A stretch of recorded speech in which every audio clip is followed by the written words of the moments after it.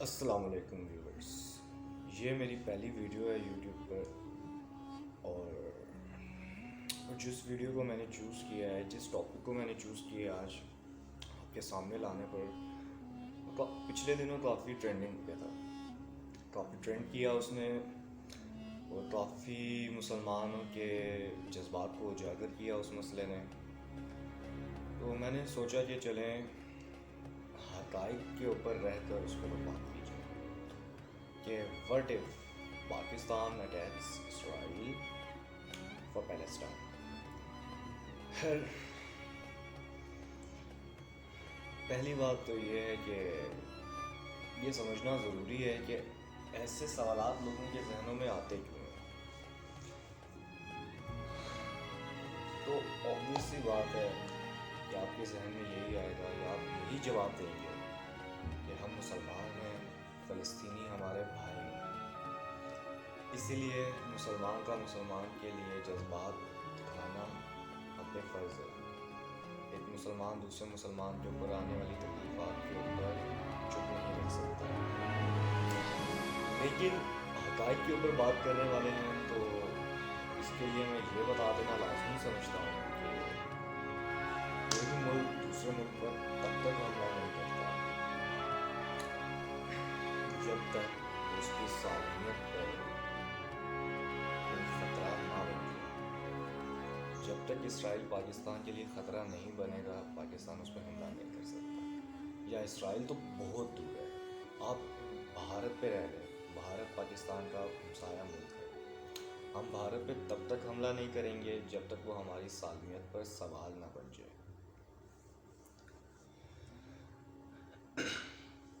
خیر، میں نے اس میں غیر جانبدار رہ کر بات کرنی ہے، تو اس لیے میں یہ بہتر سمجھوں گا کہ میں فیکٹس پہ رہوں، فیکٹس کے بغیر بات نہ کروں. تو اس کو چلیں اس چیز کو دیکھتے ہیں. پہلی بات تو یہ دیکھنا ضروری ہے کہ جتنے مسلمان فلسطین میں شہید ہوئے، شاید وہ تعداد ہمارے مسلمان ممالک سے بہت کم ہے جتنے مسلمان ممالک میں ہمارے لوگ شہید ہوئے، مسلمان شہید ہوئے.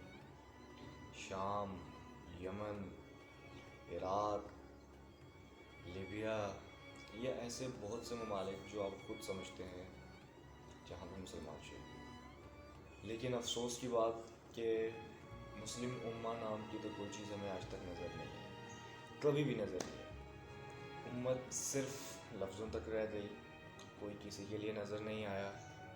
ہم امت پہ کیا جائیں، مسلم امت دوسرے ممالک پہ ہم کیا جائیں، ہم سعودیہ، یو اے ای یا ایران یا کوئی بھی، عراق یا کوئی بھی ملک ہو، ہم اس پہ کیا بات کریں جبکہ ہم پاکستان میں رہ رہے ہیں. پاکستان کے حالات ہم خود سمجھتے ہیں، پاکستان کی صورتحال. ہم پاکستان میں رہ کے دوسرے کا ساتھ نہیں دے رہے، ہم پاکستان میں رہ کے دوسرے کو کاٹ رہے ہیں، مسلمان کو کاٹ رہے ہیں. ہم پھر کس لحاظ سے ہم ان چیزوں کو چھوڑنا چاہتے ہیں؟ میں یہ بات سمجھنے سے بہت قاصر ہوں. کہتے ہیں کہ آپ جب اپنے اندر کو مضبوط کرتے ہیں نا، جب آپ اندرونی طور پر مضبوط ہوتے ہیں تب ہی آپ بیرونی طور پر مضبوط ہو سکتے ہیں، اس کے علاوہ آپ مضبوط نہیں ہو سکتے.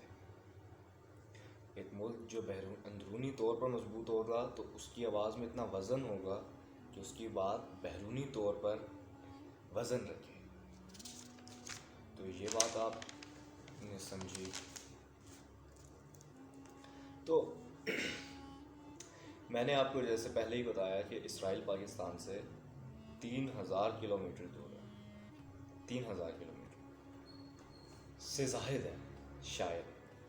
تو کیا راستہ بچتا ہے کہ پاکستان اسرائیل پر حملہ کرے؟ اگر فرض کریں ہم نے حملہ کرنے کا سوچا، اس کا واحد راستہ ہے میزائل اٹیک. کیوں؟ کیونکہ آپ کا امریکہ کے ساتھ یہ کانٹریکٹ ہے کہ آپ F-16 کو، فائٹر جیٹس کو نہیں یوز کر سکتے اٹیکنگ کے لیے، آپ اس کو ڈیفینسو موڈ پہ یوز کر سکتے ہیں. میراجز آپ کے اسٹرائک کے لیے یوز ہوتے ہیں، تھنڈر آپ کے ملٹی رول ہیں، فائٹر جیٹس. آپ کے پاس کیا آپشن بچتا ہے؟ وہ بچتا ہے آپ کبھی بھی اپنی لینڈ آرمی کبھی بھی نہیں بھیجیں گے، آپ کبھی بھی نہیں چاہتے آپ ایک ایسی جگہ پہ لینڈ آرمی بھیج دیں جہاں پہ آپ کے پاس کوئی چارہ نہ بچے کہ آپ وہاں سے کیسے اپنے افواج کی حفاظت کریں. تو واحد راستہ بچا missile attack, nuclear missile attack. First time Pakistan میں نیوکلیر میزائل اٹیک لانچ ہو گیا. پھر ہوگا یہ کہ میزائل گرے گا تل اویو پہ اسرائیل میں, لیکن اس کا امپیکٹ نہ صرف تل اویو تباہ ہوگا بلکہ یروشلم تباہ ہو جائے گا, فلسطین میں لاکھوں لوگ مارے جائیں گے.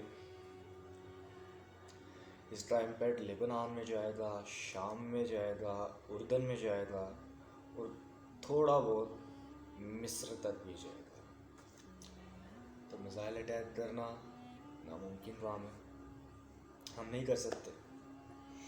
تو اس طرح کے فضول سوالات دماغ میں لانا یا سوچنا, دیکھیں مسلمان ملک کے لیے آپ کا جذبہ ہونا ایک بہت ڈفرینٹ چیز ہے. لیکن اگر آپ جذبات میں آ کے آپ ٹیکٹکس سے کام نہیں لیتے تو الٹا آپ ہارے جائیں گے, آپ مارے جائیں گے. جنگ کا نام ہی ٹیکٹکس ہے. جب تک آپ ٹیکٹکس سے نہیں چلو گے, چاہے پرانی جنگیں ہوں چاہے آج کل کی ماڈرن وارز ہوں, ٹیکٹکس کے بغیر آپ نہیں چل سکتے.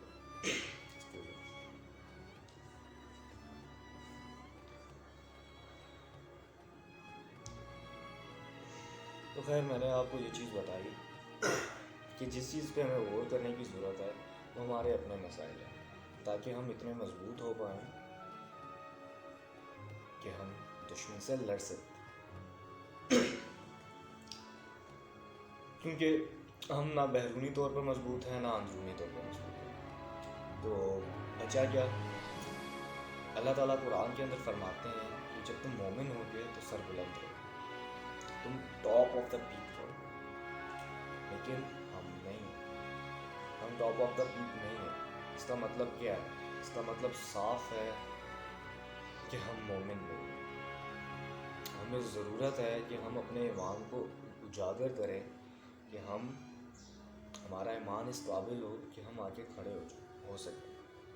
ہمیں یہ حضور صلی اللہ علیہ وسلم کی حدیث ہے کہ جو شخص اس خواہش کے بغیر مرا, شہادت کی موت کے بغیر جس کی موت آئی, وہ مومن نہیں ہو سکتا.